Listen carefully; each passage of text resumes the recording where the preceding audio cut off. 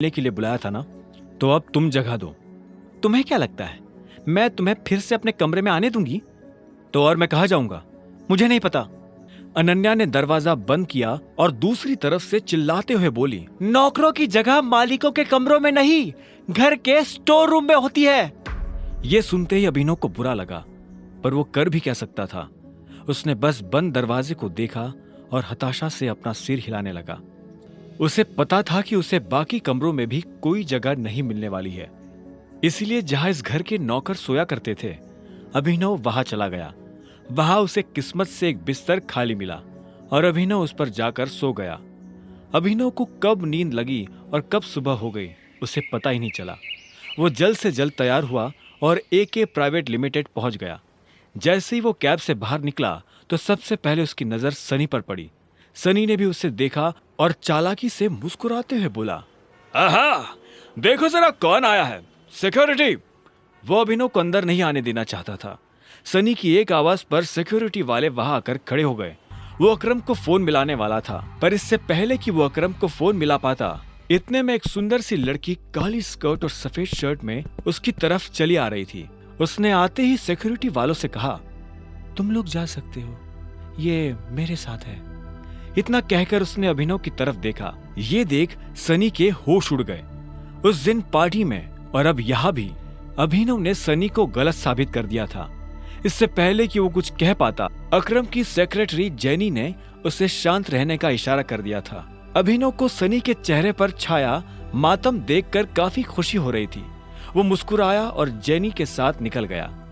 आपको अकरम ने बताया कि मैं यहाँ क्यों आया हूँ? ये सुनते ही जेनी के कान खड़े हो गए। अभिनव जैसा आदमी जो यहाँ नौकरी के लिए आया था, वो अकरम को अकरम कहकर बुला रहा था। जेनी ने इस सवाल का कोई जवाब नहीं दिया। उसने अपने ऑफिस का दरवाजा खोला और अंदर चली गई। अभिनव भी उसके पीछे पीछे अंदर आया और बोला, तुमने मेरे सवाल का जवाब नहीं दिया। सॉरी, जेनी ने कहा।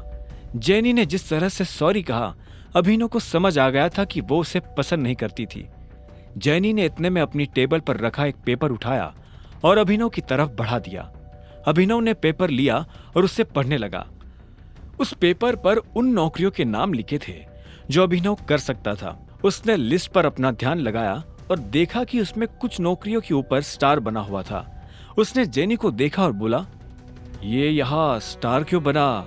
ये स्टार इसलिए बना है क्योंकि इन पोजीशंस पर हमारे पास ऑलरेडी कोई ना कोई काम कर रहा है और हम इन पर नई भर्ती नहीं ले रहे हैं। तुम चाय लेना पसंद करोगे या कॉफी? मैं मैनेजर बनना पसंद करूंगा। अभिनव ने भी उसके सवाल का जवाब ना देते हुए कहा। ऐसे में जेनी बोली, लेकिन मैनेजर की पोजीशन पर पहले से स्टार बना हुआ है। आप पता है मुझे। तो जिस पोजीशन पर पहले से कोई बैठा हुआ है उस पर तुम कैसे बैठ सकते हो? तुम क्या उस एम्प्लॉय को कंपनी से बाहर करवाना चाहते हो?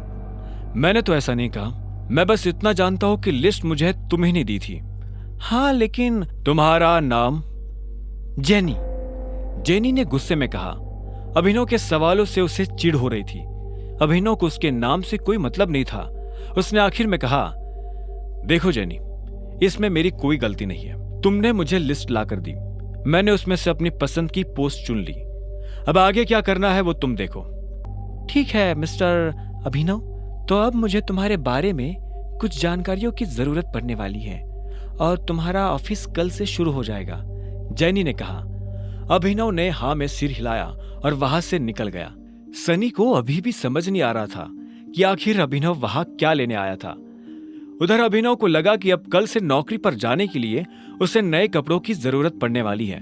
कपड़ों के साथ साथ उसे अपना फोन भी बदलने की जरूरत थी। अकरम का दिया हुआ चेक उसकी जेब में ही रखा हुआ था। अभिनव अपने चेक से पैसे निकालने के लिए बैंक चला आया। तभी उसकी नजर प्रणव से मिली। प्रणव उन लोगों में से था जो अभिनव की गरीबी का मजाक उड़ाया करता था।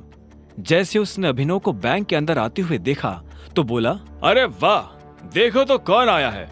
प्रणव खुद एक बैंकर था। वो अरबपति तो नहीं था, लेकिन उसके पास अच्छी खासी दौलत थी। वो दिखने में भी स्मार्ट था। वो अभिनव को इसलिए जानता था क्योंकि अभिनव अक्सर इस बैंक में डिलीवरी के काम से आया करता था। हालांकि वो दिखने में अभिनव के आगे कुछ नहीं लगता था, लेकिन उसमें और अभिनव में एक ही फर्क था, गरीबी का। हेलो, मुझे थोड़े पैसे निकालने हैं, अभिनव ने कहा और प्रणव को चेक दिखाने लगा। प्रणव ने बिना चेक देखे कहा, चेक से? तुम्हें पता है ना, चेक से सिर्फ बड़ी रकम ही निकाली जा सकती है। मेरा अमाउंट बड़ा है, यहाँ काउंटर पर नहीं निकल पाएगा, इसलिए मैं मैनेजर से मिलना चाहता हूँ। ये सुनते ही प्रणव जोर जोर से हंसने लगा और बोला, तुम्हें उसकी जरूरत नहीं पड़ेगी, मुझे अपना चेक दिखाओ। अभिनव ने गुस्से में प्रणव को अपना चेक दिखा दिया। प्रणव ने बिना देखे अभिनव और बाकी लोगों की आंखों के सामने चेक फाड़ दिया। अभिनव प्रणव पर चिल्ला उठा, तुम्हारा दिमाग खराब है क्या? सिक्योरिटी को बुलाओ और इस आदमी को अभी के अभी बाहर निकलवाओ यहाँ से। फर्जी चेक लाकर बैंक वालों को बेवकूफ बनाता है। अभी पुलिस बुलाकर तुझे अंदर करवाता हूँ। आगे की कहानी जानने के लिए देखें अगला एपिसोड सिर्फ पॉकेट एफएम के यूट्यूब चैनल पर, और द रिटर्न ऑफ टाइगर के सारे एपिसोड्स को सुनने के लिए डिस्क्रिप्शन में दी लिंक से डाउनलोड करें पॉकेट एफएम ऐप।